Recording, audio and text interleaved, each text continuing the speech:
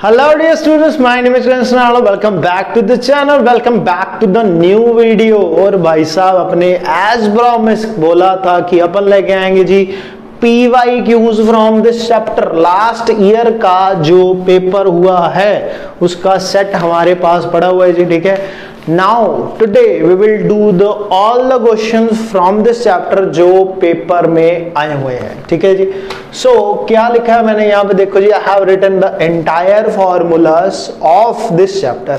एक फॉर्मूला अभी बचा हुआ है रिफ्रैक्टिव इंडेक्स का, उसको बाद में अभी जस्ट इंट्रोड्यूस करेंगे, ठीक है।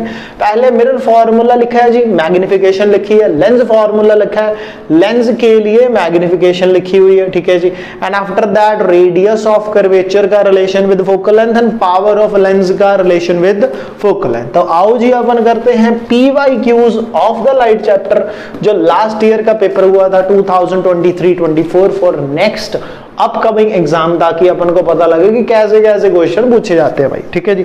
सो the first question which is related to the refractive index, first question है जी MCQ है। देखो जैसे जैसे क्वेश्चन आएगा उसकी मतलब आपके स्क्रीन के ऊपर भी क्वेश्चन आ जाएगा, ठीक है जी। Absolute refractive index of glass and water, glass और वाटर का रिफ्रैक्टिव इंडेक्स गिवन है जी। ग्लास का 3/2 और वाटर का 4/3।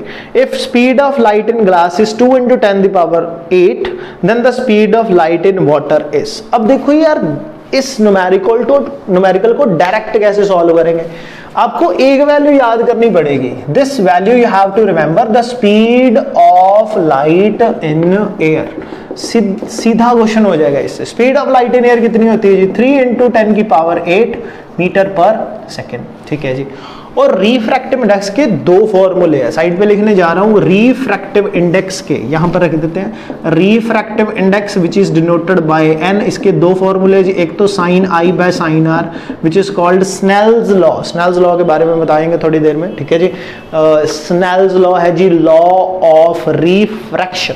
लॉ ऑफ रिफ्रैक्शन में आता है जी स्नेल्स लॉ। और रिफ्रैक्टिव इंडेक्स का ये जो सेकंड फॉर्मूला v1/v2। v1 का मतलब यहाँ पे है speed of light, speed of light in first medium to the speed of light in second medium. Like अगर लाइट रे एयर से वाटर में जा रही है तो speed of light in air to the speed of light in water, ठीक है जी। तो आओ यार सीधा सीधा डायरेक्ट क्वेश्चन करते हैं। क्वेश्चन है the speed of light in water is, पहले अपन ऑप्शंस लिख देते हैं A B C D, चार ऑप्शंस है। This was MCQ। ऑप्शन है 9/4 × 10⁸ मीटर पर सेकेंड, 7/3 × 10⁸ मीटर पर सेकेंड। बी ऑप्शन है जी 5/2 × 10⁸ मीटर पर सेकेंड, नहीं सॉरी हाँ 5/2 ही है, ठीक है। तो लास्ट है 16/9 × 10⁸ मीटर पर सेकेंड, ठीक है जी। These are the 4 option. अगर आपने ट्राई करना है तो ट्राई करके देख लो। अपन इसका आंसर डायरेक्ट फाइंड आउट करेंगे। क्वेश्चन है कि we have to calculate the speed of light in water. Water में speed of light find out करनी है। सो रिफ्रैक्टिव इंडेक्स पता है जी, refractive index of water is equal to, this is given in the question which is equal to 4/3, ठीक है। और refractive index का ये वाला फॉर्मूला अपन यूज करेंगे v1/v2, मतलब speed of light in air to the speed of light in water. Speed of light in air कितनी है, 3 × 10⁸ मीटर पर second. Speed of light in water we have to calculate. तो 4/3 is equal to this one, इसको हटा देता हूँ जी, ठीक है। 4/3 is equal to this one, 3 ऊपर जाएगा, मल्टीप्लाई 4 यहाँ पे जाएगा, divide. We have to calculate this VW, the speed of light in water. तो speed of light in water क्या आ जाएगी, 3 × 3 that is equal to 9। 4 divide में जाएगा इंटू 10⁸ मीटर पर सेकेंड। अगर पॉइंट्स में करना हो तो 2.25 × 10⁸। ये NCERT की बुक में भी लिखा हुआ है और अपन को डायरेक्टली भी याद होना चाहिए कि दिस इज द आंसर कि वाटर में स्पीड ऑफ लाइट क्या होगी, 2 × 2.25 10⁸। और यू कैन से इन न्यूमेरिकल्स वैल्यू जो फ्रैक्शनल वैल्यू होगी दैट इज इक्वल टू 9/4, ठीक है जी। और अगर मैं आपसे डायरेक्टली पूछता कि what is the speed of light in glass, तो इसका सीधा सीधा आंसर याद कर लेना है 2 × 10⁸ मीटर पर सेकेंड। तीन वैल्यूज जो आपको याद होनी ही चाहिए। Speed of light in air 3 × 10⁸, speed of light in water 2.25 × 10⁸, और speed of light in glass that is 2 × 10⁸। 8 meter पर सेकेंड। अगर डायरेक्ट याद कर लोगे तो इट इज बेटर, क्योंकि डायरेक्ट क्वेश्चन आएगा अपन लगा देंगे जी डायरेक्ट आंसर विदाउट सॉल्विंग, अपन को याद तो है ही, ठीक है जी। So this is the first question, this was the first MCQ. So please लिख लो जी इसका आंसर। डन, ओके, ठीक है जी। अब इसके बाद एमसीक्यू नहीं आया हुआ, इसके बाद है जी एक लॉन्ग क्वेश्चन। इसके बाद एक लॉन्ग क्वेश्चन आ रखा है, ठीक है, जिसमें चॉइस है। दोनों क्वेश्चन अपन करते हैं। This is of 5 marks, light के चैप्टर में से डायरेक्ट क्वेश्चन उठाया जी 5 मार्क्स का, ठीक है, 5 मार्क्स है। यहाँ पे क्वेश्चन नंबर 36 है मेरे पास। फर्स्ट क्वेश्चन है जी, it is state the laws of reflection. ये तो सिंपल ही है, ये तो सभी को आता है, ठीक है। Laws of reflection, laws of reflection, दो लॉज पढ़े हुए हैं अपन ने, that angle of incidence is equal to angle of reflection, और सेकंड वाला incident ray, reflected ray and normal lie on same plane, ठीक है जी। ये दो लॉज अपन के याद गए हुए हैं, and 2 laws you have to remember for the paper. सीधा सीधा क्वेश्चन है, state the laws of reflection, 2 marks, 2 marks सबके हो गए भाई, ठीक है जी। और इसके साथ एक न्यूमेरिकल अटैच किया हुआ है, न्यूमेरिकल अटैच किया हुआ है। I will read the statement, ध्यान से पढ़ते हैं जी। Object of height 5 centimeter, height of object is 5 centimeter, ठीक है जी, is placed at 15 centimeter in front of concave mirror. Is placed at मतलब ऑब्जेक्ट का डिस्टेंस कितना है 15 सेंटीमीटर, माइनस लेंगे, पता है अपन को। फोकल लेंथ कितनी है जी 10 सेंटीमीटर। कौन सा मिरर है, कनकेव मिरर, ये मिरर वाला है, ठीक है जी। कौन सा मिरर है, कनकेव मिरर, ओके जी। नाउ क्वेश्चन पूछा गया है, at what distance from the mirror should the screen be placed, कहां स्क्रीन प्लेस करें so that a focused image is obtained and find the height of image। मतलब वही 3 चीजें ही पूछी थी, इसने 2 चीजें पूछी है। वैसे मैक्सिमम नंबर ऑफ चांसेस है जो भी numerical on the basis of mirror formula और लेंस फार्मूला आएगा, they will ask you the 3 main question, what is the position, what is the nature and what is the size, ठीक है जी। तो अपन position, nature और size तीनों ही बता देते हैं इसमें, ठीक है। But before that concave mirror है तो फोकल लेंथ क्या होगी माइनस, पड़ा हुआ है इसको, ठीक है। अब देखो फोकल लेंथ कितनी है 10, सेंटर कहां पे होगा 20 पे। फोकल लेंथ कितनी 10, सेंटर कहां पे होगा 20 पे। ऑब्जेक्ट कहां रखा 15, मतलब between C and F. Image का आंसर क्या आएगा beyond C. Real and inverted and large in size. तो लो जी, अगर आपको वो 6 और 2 8 cases for the mirror and for the lens याद है तो अपने सारे क्वेश्चन एक्यूरेट है, ठीक है जी।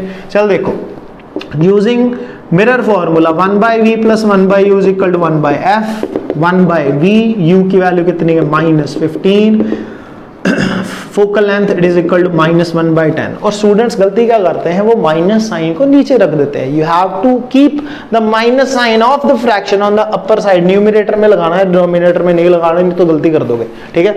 ओके, तो 1/15 माइनस का उधर जाके क्या हो जाएगा जी प्लस, -1/10 ये इधर जाके क्या हो जाएगा प्लस, 15 और 10 का एलसीएम 30, ऊपर -3 + 2 -1/30।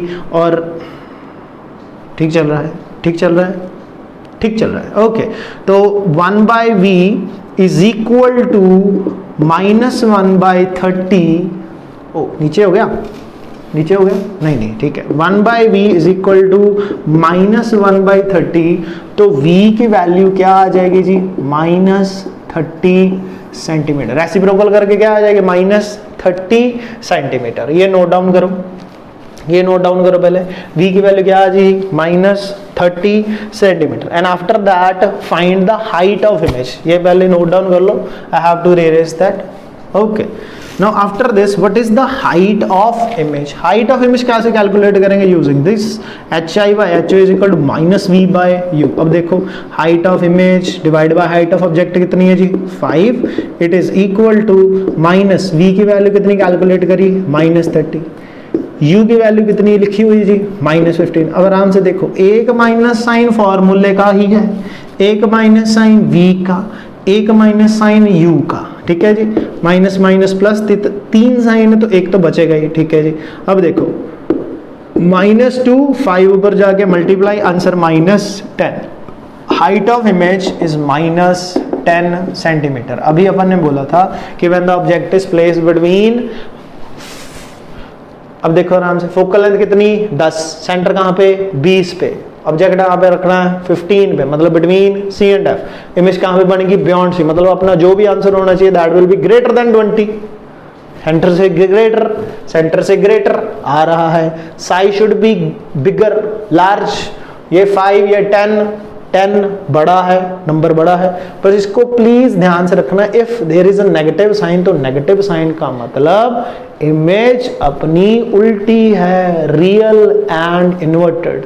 अगर माइनस साइन लगा हुआ है HI के ऊपर, हाइट ऑफ इमेज, तो माइनस साइन उल्टी इमेज, रियल एंड इन्वर्टेड। ठीक है जी, this was the 5 marks question, 3 marks for this numerical and 2 marks for the laws of reflection. देखो यार, डायरेक्ट अगर अपन को ये फॉर्मूले आते हैं, लगाने आते हैं, तो अपन 5 से 5 मतलब इस टॉपिक में से 100% मार्क्स स्कोर करेंगे। ठीक है जी, सो ओके जी। एंड वन मोर क्वेश्चन, एक क्वेश्चन जस्ट और करते हैं, which is in the option. दो क्वेश्चन है, ये एक तो ये वाला 5 मार्क्स क्वेश्चन, और सेकंड इसी के ऑप्शन में देखा हुआ है, that is for lens part, और you can say that is from the refraction part. एक रिफ्लेक्शन से है और दूसरा रिफ्रैक्शन से। ठीक है जी, I think I have to erase this. Okay, done. लो जी, ये वाला क्वेश्चन तो डन है, इसमें से 5 मार्क्स तो पक्के हो गए। ठीक है जी, अगर ये वाला सपोज नहीं आता, कैलकुलेशन डिफिकल्ट लगती है, तो इन्होंने क्या किया जी, एक क्वेश्चन और डाला, इसमें से बोला laws of refraction. Laws of refraction के बारे में बता दो। लॉज ऑफ रिफ्रैक्शन सिंपल ही है। फर्स्ट लॉ तो as it is, incident ray, refracted ray, normal always lie on same plane, always lie on same plane. अगर मैं शॉर्टकट में लिखता हूँ INR, this is just to decrease the time, कि time थोड़ा सा बच जाए। ठीक है जी, पर जब भी आपने क्वेश्चन का आंसर टेस्ट में लिखना है, अपने पेपर में लिखना है, फाइनल एग्जाम में लिखना है, then you have to write down the full. It states that the incident ray, reflected ray और refracted ray and the normal lie on same plane. और जो सेकेंड लॉ है वो अपन ने अभी थोड़ा सा डिस्कस करा था, which is called Snell's law. Snell's law क्या है, sine I by sine R is equal to constant, और उस कांस्टेंट का नाम क्या रखा हुआ है, रिफ्रैक्टिव इंडेक्स। आराम से, क्या नाम रखा है जी, रिफ्रैक्टिव इंडेक्स। स्नेल्स लॉ क्या है, it will give you the relationship between angle of incidence and angle of refraction. Reflection वाले केस में वो तो दोनों एंगल इक्वल ही थे, I is equal to R, I is equal to R, but now ये दोनों इक्वल नहीं होंगे, क्योंकि लाइट रे बेंड हो जाती है, पढ़ा हुआ है अपन ने रिफ्रैक्शन में, when the light will come from रेडर टू डेंसर और डेंसर टू रेडर, इट विल बेंड या तो टुवर्ड नॉर्मल या अवे फ्रॉम नॉर्मल, मतलब दोनों एंगल्स इक्वल नहीं है। So it will give you the relationship between angle of incidence and angle of refraction. ठीक है जी, this was 2 marks question, state laws of refraction. Last question of today of this chapter from this paper, question है जी, draw the ray diagram। एक रे diagram बनानी बस, ठीक है, to show the refraction of the light through glass slab. Glass slab में से एक डायग्राम बनानी है जी, ठीक है। How is the emergent ray related to incident ray, make mark the lateral displacement on the diagram. तो देखो जी जल्दी जल्दी, ये है सपोज अपनी ग्लास स्लैब। आई थिंक आप सभी ने ग्लास स्लैब देखी होगी, अगर अभी तक ग्लास स्लैब नहीं देखी तो हेयर इट इज, अपन सारा प्रबंध करके रखते भाई साहब, ठीक है। ये रही अपनी ग्लास स्लैब, ठीक है, इतनी थिक होती है, ठीक है। रिफ्रैक्शन इसमें से भी होती है, रिफ्रैक्शन इसमें से भी होती है, ठीक है जी। रील वगैरह आपने कोई देखी होगी यूट्यूब पे, या फिर सॉरी रील वगैरह देखी होगी आपने इंस्टाग्राम के ऊपर अबाउट दिस, ठीक है जी। चल देखो जल्दी जल्दी करते हैं, we have to just make the diagram. एक ग्लास स्लैब, ठीक है, this is made up of glass, ऊपर भी है एयर, नीचे भी है एयर, ठीक है जी। Glass is the denser medium, air is the rarer medium. And देखो, if the light will come like this is called an incident ray. ये क्या है भाई साहब, incident ray, this is called point of incidence. इसके ऊपर क्या बनाते हैं अपन, normal. This angle is called angle of incidence.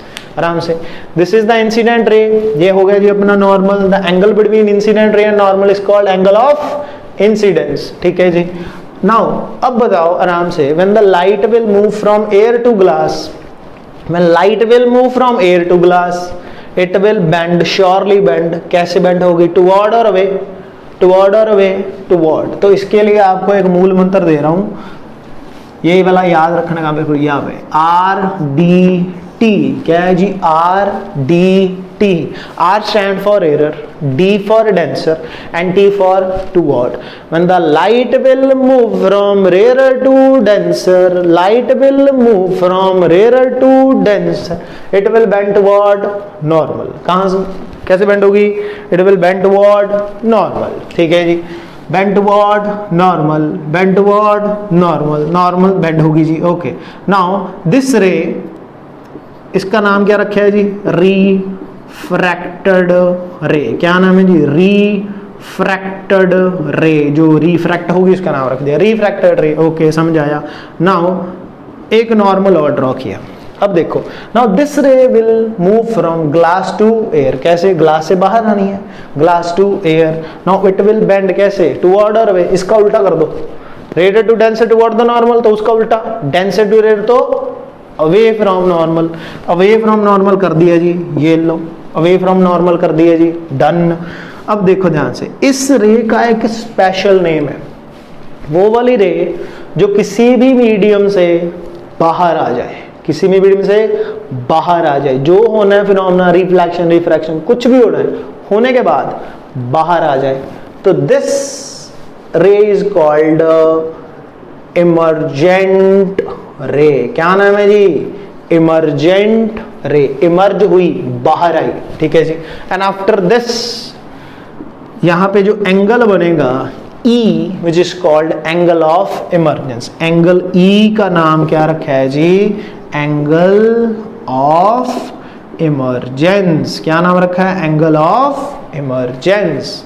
Last thing of this entire topic, अगर ये ग्लास लैब ना होती, अगर ये ग्लास लैब ना होती तो अपनी लाइट रे बेंड होनी नहीं थी। अगर ये ग्लास लैब ना होती तो ये incident light will go like this, सीधी सीधी सीधी जाती। यस और नो, यस। अब due to this glass slab, ये लाइट रे क्या होगी, अपने पाथ से थोड़ी सी पीछे होगी, थोड़ी सी पीछे होगी, थोड़ी सी डिस्प्लेस होगी। और ये जो गैप है, ये जो गैप है बिटवीन, किसमें किसमें गैप है, बिटवीन इमर्जेंट रे एंड दिस इंसिडेंट रे। अगर प्रॉपर बोलूं तो ये इंसिडेंट रे यहां तक है, ये क्या है dotted, this is the direction of incident ray. क्या, this is the direction of incident ray, this is emergent ray, this is direction of incident ray. और जो गैप है इसमें due to this glass slab, जो पीछे हो गई, पीछे खिसक गई, ठीक है, इसको बोलते हैं लेटरल डिस्प्लेसमेंट। कहाँ पे लिखूं, कहाँ पे लिखूं, कहाँ पे लिखूं, इस D को यहाँ पे स्पेस यहाँ पे है, this is called lateral displacement. क्या नाम है जी, लेटरल डिस्प्लेसमेंट। ठीक है, lateral displacement, it is the gap between emergent रे and direction of incident ray. और एक्सपेरिमेंटली अगर लैब मैनुअल पे एक्सपेरिमेंट लिखा होगा, दिखने वाले होंगे, तो angle I approximately equal to angle E। Angle of incidence is approximately कैसे होता है जी, एंगल ऑफ इमर्जेंस। डन, बस। So this was the entire lesson. This was the question of PYQs from the light chapter from last year. तो बस जी आज के लिए अपन इतना ही रख रहे हैं। I hope you have understood each and everything. अगर नहीं तो प्लीज एक बार दोबारा से लेक्चर देखिए। ठीक है जी। I will see you in my next video. Until you keep studying, stay healthy, stay safe. मिलते हैं जी नेक्स्ट वीडियो में नई चैप्टर के साथ। Thank you all of you.